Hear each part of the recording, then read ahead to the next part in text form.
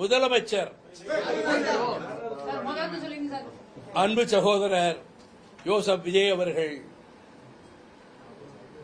எங்கள் இல்லத்திற்கு வந்து பூங்கொத்து தந்து பொன்னாடை போர்த்திய அந்த செயல், நாங்கள் மாலை அணிவித்தோம், நானும் துறை வைக்கவும் அவருக்கு சால்வை அணிவித்தோம், மலர் மாலை மல்லிகை மாலை சூட்டினோம், அது வேறு. அவர் இப்படி செய்திருப்பதன் மூலம் எதிர்க்கட்சி தலைவர் ஆகியிருக்கக்கூடிய முன்னாள் முதலமைச்சர் சகோதரர் தளபதி ஸ்டாலின் அவர்கள் இல்லத்துக்கு சென்று அவருக்கும் அதைப் போல பூங்கொத்தை கொடுத்து வாழ்த்தை பெற்று வந்திருக்கக்கூடிய இந்த செயல், அறிஞர் அண்ணா அவர்கள் 67இல் தான் வெற்றி பெற்றவுடன் எதிர்க்கட்சி தலைவர்கள் இல்லங்களுக்கு சென்று வாழ்த்து பெற்றதை நினைவூட்டுகிறது.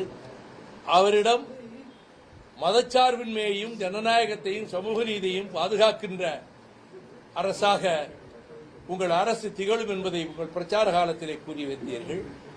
அப்படிப்பட்ட நிலைப்பாட்டுக்கு வாழ்த்து சொல்கிறேன். உங்களுடைய ஒவ்வொரு முயற்சியும் உங்கள் நடவடிக்கையும் மகத்தான வெற்றி பெற வேண்டும் என்று நான் வாழ்த்துகிறேன்.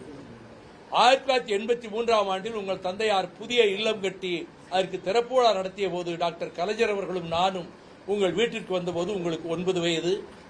18 ஆண்டுகளுக்கு முன்பு மதுரை விமான நிலையத்தில் நான் அமர்ந்திருந்த போது தொலைவிலே இருந்து என்னை பார்த்துவிட்டு வேகமாக என்னை நோக்கி வந்து நீங்கள் காட்டிய மரியாதையும் அந்த பண்பாடும் என்னை சிலிர்க்க வைத்தது.